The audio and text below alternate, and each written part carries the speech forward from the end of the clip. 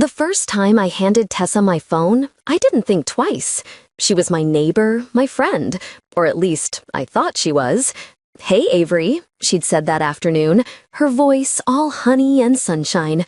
"Mind if I make a quick call? My phone died, and I gotta confirm a delivery. It'll take 2 seconds." I was halfway through my iced coffee, sitting on the porch, sun bleeding into the horizon, cicadas humming like background noise in a southern summer. It was one of those days that made you trust people too easily, the kind that makes betrayal feel impossible. I smiled and handed her the phone. "Sure, go ahead." She dialed, turned slightly away, whispered something I couldn't make out, then laughed. "Thanks, girl, you're a lifesaver." She handed the phone back, all smiles, as if nothing happened.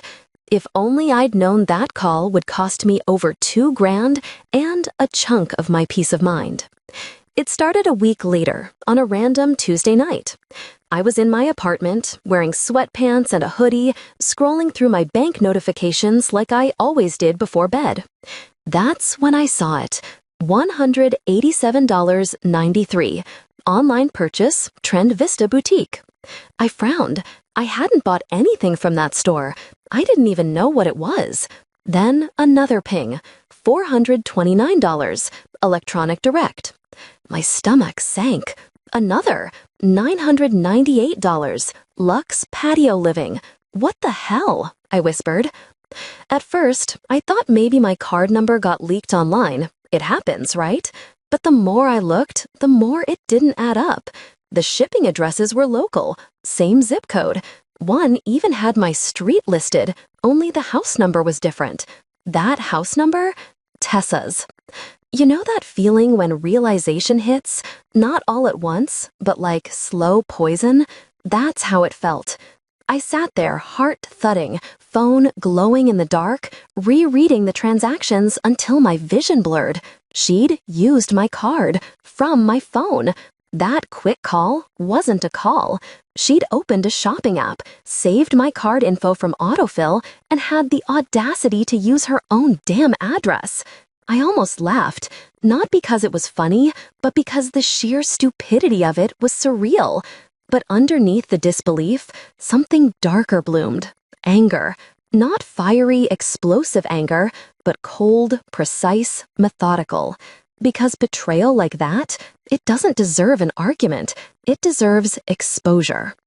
The next morning, I didn't confront her. Not yet. Instead, I called my bank, canceled the card, filed a report. They said they'd investigate, the usual spiel, but I wasn't about to wait around for bureaucracy. I wanted to see her face when it all came crashing down. So I did what she probably didn't expect me to do. I became the detective she didn't think I could be. I contacted Trend Vista, Electronic Direct, and Luxe Patio Living, claimed to be verifying my purchases. Customer service people are chatty when you're polite and persistent. Trend Vista gave me a delivery confirmation. Delivered, signed for by T. Miller. Electronic Direct, same address, same signature. That was all I needed. 2 days later, I walked past her porch on my way to the mailbox. There it was, the biggest box yet, stamped with Luxe Patio Living, a patio umbrella set, the same one I'd seen on the purchase list. It sat there like a monument to her stupidity. She came outside just as I was passing. "Hey, girl," she said, waving. "Crazy weather, huh?" Her smile was too wide, her voice too chipper. Guilt has a way of making liars overcompensate. "Yeah," I said, matching her tone. "Looks like you've been shopping a lot lately." Her eyes flickered. "Oh, you know me. Retail therapy." I gave her a knowing smile. Must be nice. Then I walked away. Because my plan wasn't ready yet, and when it hit, I wanted it to sting. I spent the next few days gathering every bit of proof. Bank statements, emails, delivery receipts, screenshots. I even took photos of the boxes on her porch, each one with her name clear as daylight. Nina, my friend from college who worked in digital security, helped me trace the device used for the purchases. She texted me that night, "Nina, So, your friend's a real genius. She logged in from your phone's saved login token. The order timestamps match the day she borrowed your phone. Me, you're kidding? Nina, nope, it's all there. Timestamps, IP, device ID, you've got her cold. That's when I decided I wouldn't just confront her. I'd educate her. That Saturday, I invited her over. Wine night, I said, pretending everything was normal. It's been forever since we caught up. She grinned. Yes, God, I need it. This week's been brutal. She had no idea. I set the stage. Soft lighting, a charcuterie board, a bottle of Pinot she loved. I even played her favorite playlist, the one she always bragged about finding on Spotify before it went viral. She showed up in a sundress, all smiles. You always make everything look so Pinterest perfect, she laughed, dropping her purse on the couch. Old habits, I said smoothly. Pour yourself some wine. I'll grab something from my desk real quick. I returned with a thick manila folder, my evidence, set it on the table, right beside the brie. She blinked. What's that? Just something I've been working on, I said, sliding into my chair. Actually, it's a story about a girl who stole from her friend. Her smile faltered. Huh? I opened the folder and pulled out a printout of her signature from TrendVista, then another, the delivery photo with her standing on her porch, box in hand. I call it the dumbest crime ever committed in suburbia, I said casually. It's based on real events. Her face drained of color. Avery, Save it, I cut in. You used my card. You used my phone. You shipped everything to your own damn address. You didn't even try to hide it. Her voice shook. I was gonna pay you back. I needed. Needed what? I said, leaning forward. A new patio set? A designer lamp? Or the thrill of screwing over someone who trusted you? Tears welled in her eyes. Please don't report me. You know I've been struggling. I laughed softly. Oh, I already did. She froze. You, what? Filed the report. Sent the proof. Cops will come knocking any day now. Her hand flew to her mouth. You can't. Oh, I can, I said, standing up. But don't worry. I told them I'd let them know if you wanted to confess first. Her breathing hitched. What do you want from me? I tilted my head.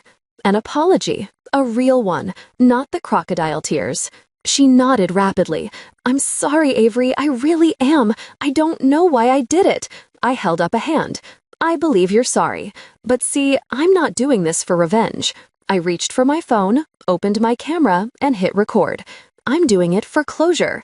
I posted that video online the next morning. No names, no locations, just the story, with blurred receipts and audio of her confession.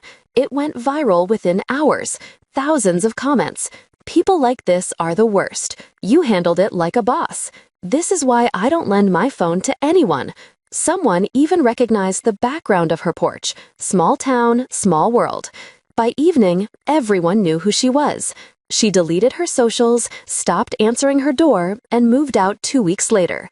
The police followed through on the report anyway. Turns out, mine wasn't the only card she'd used. Months passed. Summer turned into fall, the cicadas faded, and the air grew sharp again. Sometimes I'd walk by her old house, now empty, a for rent sign creaking in the wind, and feel a strange mix of satisfaction and sadness.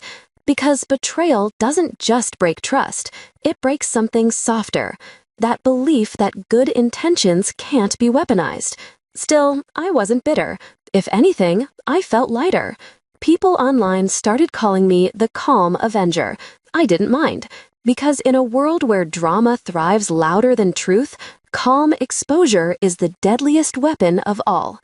One night, I got a DM from an unknown account, no profile picture. You didn't have to ruin me. I stared at it for a long moment, then typed back, you did that yourself. Then I blocked her. It's funny, I used to think revenge meant fire, chaos, shouting matches. But the real revenge? It's quiet, calculated. It's knowing they'll replay the moment they crossed you over and over because your silence says everything words never could. And the best part? I didn't even need to deny her story, because she couldn't deny mine. You've just stepped into her revenge side, where every wound finds its justice, and every silence ends with truth. If her story struck a chord, make sure to like, share, and subscribe. Your support keeps these stories alive. Another secret waits in the next video. See how her revenge begins.